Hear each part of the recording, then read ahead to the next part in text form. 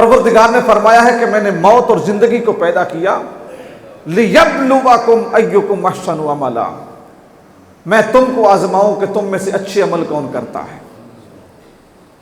ایک بات ذہن میں رکھو، دنیا میں جتنے بھی کام ہوتے ہیں ان کے پیچھے کوئی مقصد ہوتا ہے، بغیر مقصد کے کچھ بھی نہیں ہوتا۔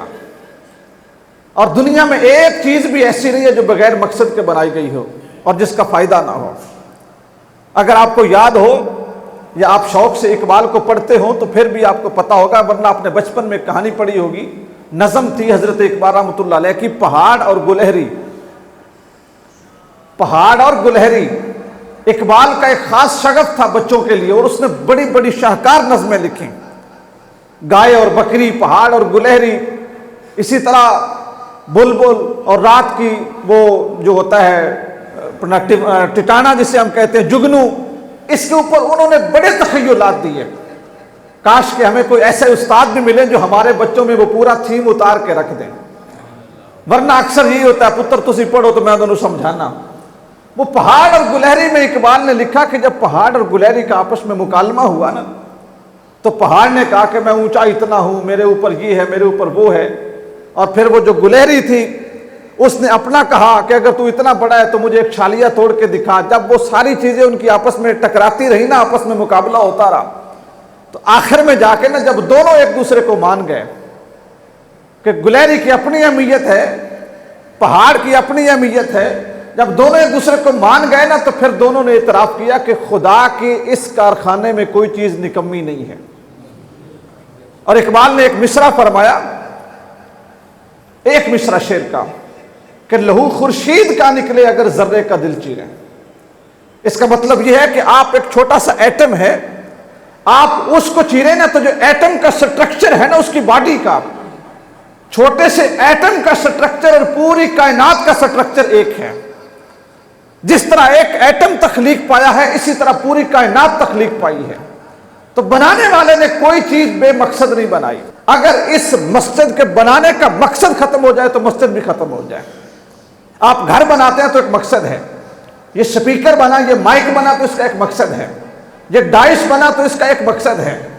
تو کیا آپ سمجھتے ہیں کہ جس ذات نے موت اور حیات کو پیدا کیا ہے، بغیر مقصد کے پیدا کر دیا، اور پھر بندے کو زندگی دے کر دنیا میں بھیجا، اور پھر ساری کائنات اس کے تابع کر دی؟ ہوائیں بندے کی نوکر، جہاز اڑ رہے ہیں ہواؤں کے اوپر، اور ہوائیں انسان کو لے کے کہاں لے جا رہی ہیں؟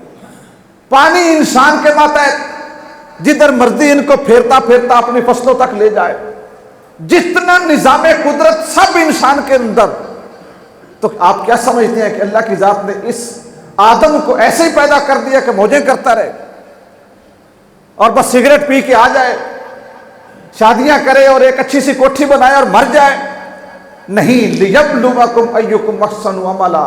دوستو، تمہاری ایک ایک گھڑی کرامن کاتبین، دو کندھوں پہ بیٹھ کے لکھنے والے لکھ رہے ہیں کہ کرتا کیا ہے۔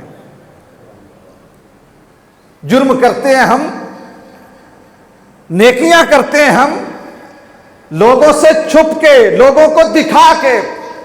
جرم کرنے کی باری آتی ہے تو چھپ جاتے ہیں، بابا نہ دیکھے، ابو نہ دیکھے، چاچا نہ دیکھے، ماما نہ دیکھے، بیلی نہ دیکھے، ٹبر نہ دیکھے، برادری نہ دیکھے۔ کیوں؟ یار میں غلطی کر رہا ہوں۔ لوگوں سے چھپ چھپ کے جرم کرنے والے سے کوئی بندہ پوچھے کہ کرامن کاتبین، عزت والے دو فرشتے جو تیرے کاندھوں پہ بیٹھے ہوئے ہیں، ما یلفظ من قول الا لدیہ رقیب عتید، ایک لفظ تیری زبان سے نہیں نکلتا جس کو وہ لکھ لیتے ہیں۔ تو میرے بھائی، تھوڑا سا اپنے آپ سے یہ سوال کیا کرنا، جس وقت رشوت لینے لگتا ہے تو اپنے آپ سے پوچھا کرنا کہ ٹھیک ہے اور تو کوئی نہیں دیکھ رہا، میں نے کہہ دیا فائل کے نیچے رکھ دو، میری نیچے والی جیب میں ڈال دو، اس طریقے سے دے دو، اس طریقے سے دے دو، کوئی بھی نہیں دیکھ رہا۔ لیکن ایک ذات ایسی ذات ہے جس نے کہا ہے علیم بذات الصدور، میں تمہارے سینے میں پیدا ہونے والے رازوں کو بھی جانتا ہوں۔ جب چوری کرنے لگتے ہو تو دنیا نہیں دیکھتی، کوئی پولیس والا نہیں دیکھتا، کوئی جج نہیں دیکھتا، کوئی وکیل نہیں دیکھتا، کوئی مولوی صاحب نہیں دیکھتے، کوئی پیر صاحب نہیں دیکھتے، کوئی امی نہیں دیکھتی، کوئی ابا نہیں دیکھتا، سب سوئے ہوئے ہیں یا دور ہیں، چوری کر رہے ہو جب کوئی بھی نہیں دیکھ رہا تو وہ ذات اس وقت بھی دیکھ رہی ہے جس کی نظروں سے کچھ نہیں چھپتا۔